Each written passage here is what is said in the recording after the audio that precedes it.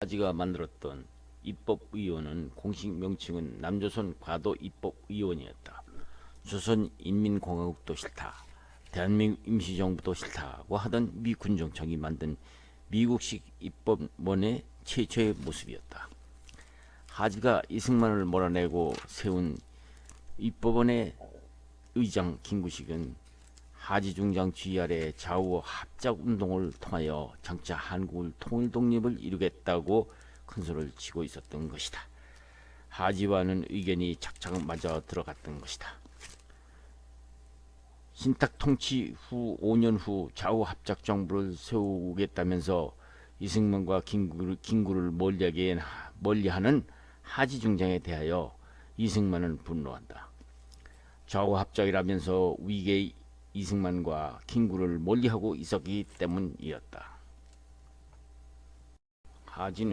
하지와는 도저히 상대를 할 수 없다는 것을 인지한 이승만은 미국 본토로 날아가 미국 대통령과 조야에 안하민의 하지를 꺾을 속셈으로 도미를 서두르게 된다. 이승만은 즉각 도쿄에 있는 메가더 사령관에게 미국으로 갈 일이 있는데 도와달라고 요청한다. 이승만은 하필이면 그런 요청을 하지 중장에게 하지 않고 메가더 원색에 그런 요청을 했을까? 거기에는 그럴 만한 이유가 있었다. 그는 하지에게 굴복이라 아부하지 않고 그런 생각을 하고 있었을까? 그는 옳은 방향이라고 마음을 먹으면 자신과도 타협하지 않고 어떠한 비판 여론이라도 아예 무시하는 인물이었다. 그는 인기에도 용합하는 기회주의자가 아니었기 때문에 하지나 다른 인간들이 비판을 해도 한 번 마음을 정하면 물러서지 않은 그런 사람이었다. 메가더와 이승만은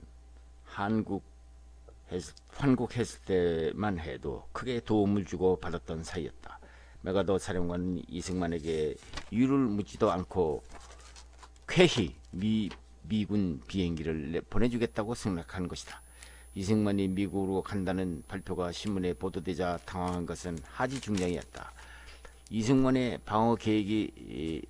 방미 계획이 발표되자 이승만과 메가더 사령관 사이에 약속이 있는 것을 모르고 있던 하지는 이승만이 미국을 방문하려는 의도가 의심이 되어 불쾌한 마음으로 있던 중 인천에서 배편으로 도미할 것이라고 생각하고 있던 하지는 미 극동군 사령관으로부터 전문을 받는다. 민주의원 이승만을 12월 4일자로 도쿄 메가더 사령부로 보내라는 내용이었다. 도쿄 공항에서 이승만을 맞아준 미 극동군 사령부는 메가더 장군이 주선해준 노스 웨스트 항공기로 미국을 떠나게 해준다.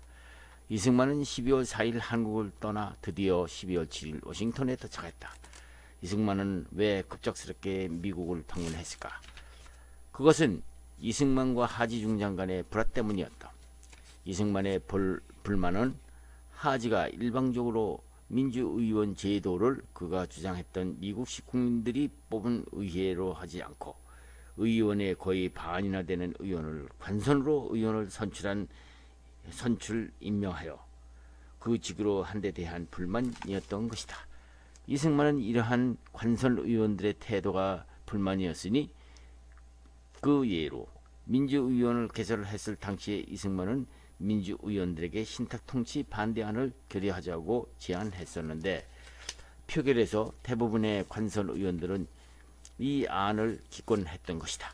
이것은 미 공동위원회가 추진하고 있던 한반도 신탁통치를 연장하려는 하지와 스티코프의 의사를 충실히 반영했기 때문이었다. 그런데 그중 한 명이 신탁통치 찬성표를 던진 관선 의원이 있었는데 그는 후일 하지 장군에 의해서 남한 과도정부 민정장관으로 임명된 안정희였던 것이다. 과도정부란 군정청의 지령을 받아 재반 행정을 절차를 수행하는 기관이었다. 이승만은 이런 것들이 그가 의도했던 미국식 의회 제도에 반하는 행정행위라면서 하지 장군을 반민주적 군인이라고까지 항의하였던 것이다. 어쨌든 미국 워싱턴에 도착한 이승만은 칼튼 호텔에서 여정을 풀고 그와 절친한 친지를 불렀다. 법률가 스테커스, 언론인 윌리엄스, 군인 구펠로우, 목사 해리스, 올리버 박사, 임명신, 임병직, 그리고 이승만을 적극 지지하던 미 군정청 사법관이었던 우돌 대령 등이었다. 이 회의에서 결의안을 만들게 되었는데 미 국무성에 제출하기로 하고 다음날 제출했던 것이다.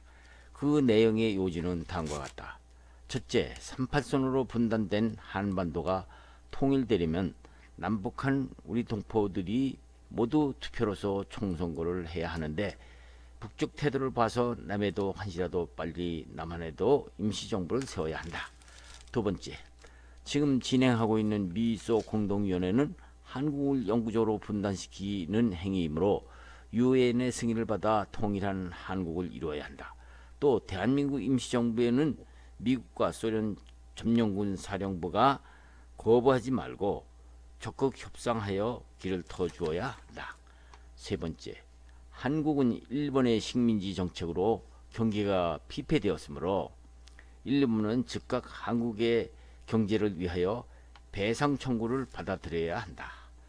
네 번째, 한국은 점령국인 미국이나 소련에만 편등되지 말고 영국, 독일 등 어느 나라와도 통상을 할 수 있게 미국 정부는 도와주어야 한다. 다섯 번째, 한국의 돈은 어느 나라이든 바꿔서 쓸 수 있도록 국제적인 교환 법칙이 적용되도록 해야 한다.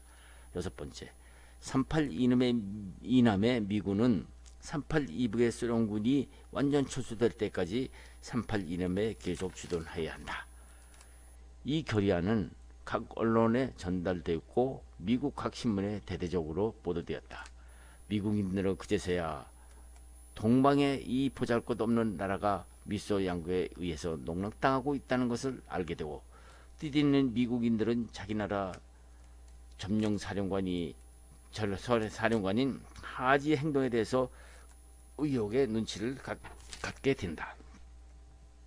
이승만은 미국 망명 생활 중 신문에 수많은 글을 투고하여 한국 독립을 주장해왔던 사람이다.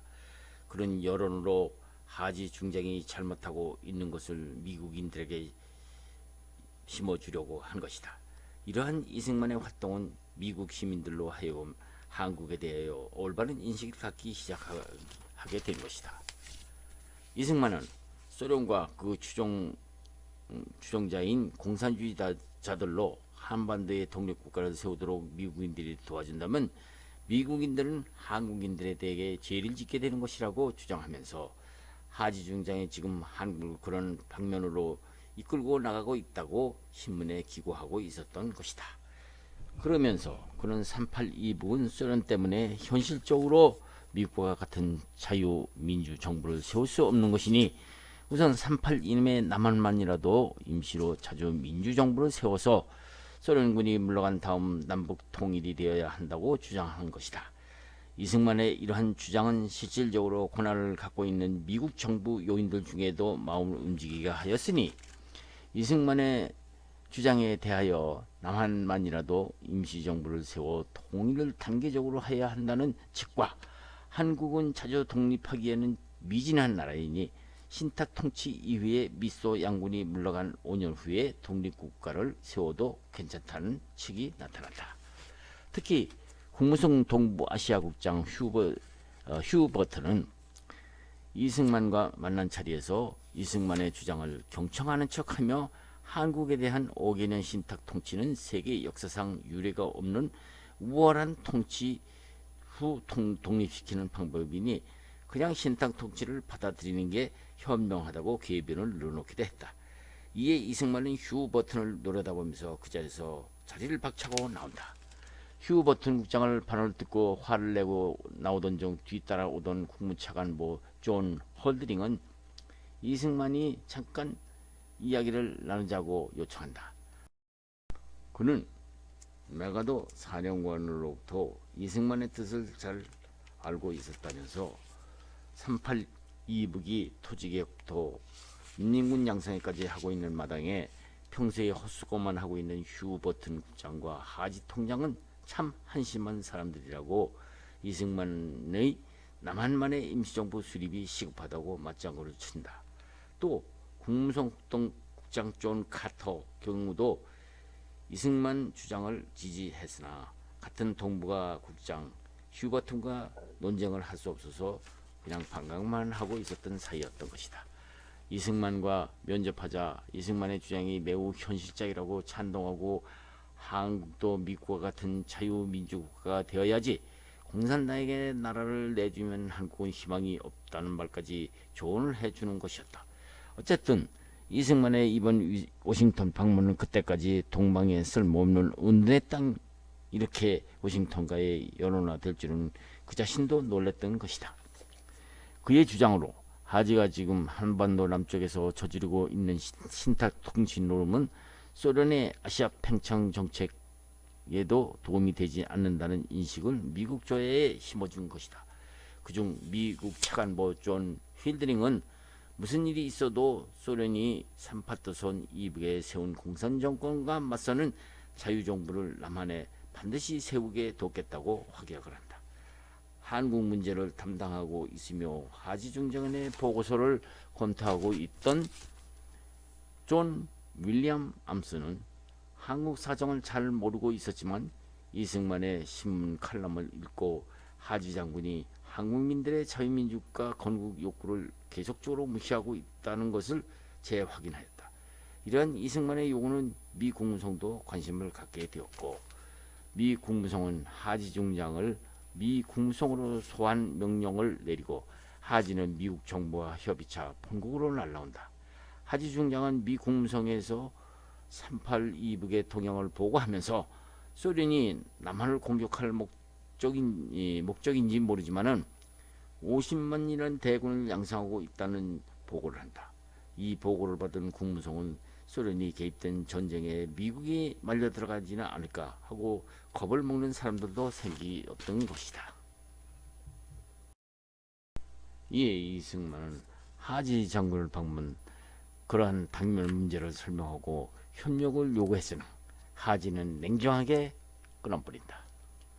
이때 국무장관 마샬은 소련을 방문하고 모로토프 예상과 회담 중단된 미소 공동위원회를 부활하되 신탁 통치를 반대하는 이승만 김구 세력도 미소 공동위원회에 불러들여서 신탁 통치를 계속 밀고 나가자고 제안한 상태였다. 이승만은 마샬 장군의 이러한 약속을 듣고 분개한다. 그들 말대로 신탁 통치 5년 후면 과연 공산당들이 순순하게 한반도 통일의 독립을 동의하겠느냐 하는 것이었다. 이승만은 더 이상 미국에 있어봐야 더 이상 할 말이 없을 것 같았다. 그래서 그는 미 국무선 차관보 힐드링 장군의 주선으로 군용기를 사용하여 귀국할 수 있는 여행 증명서를 받아 미 공수사령부를 출발 도쿄까지 돌아오려고 했던 것이다. 말을 나눈 다음 서울로 돌아온다. 서울로 돌아온 이승만은 나는 미 국무차관보 힐드링 장군과 협의한 결과 38 이북에 대항하여 38 이남에도 통일될 때까지 남한에도 정부 수립할 방안에 대하여 국무성의 양해를 받게 되었소 라고 기자회견에서 발표를 한다. 이승만의 발표를 신문에서 보자 하지는 터무니없는 소리요. 내가 본국에 갔었을 때 그렇게 하지라는 말을 들은 바 없소 라고 하는 것이었다.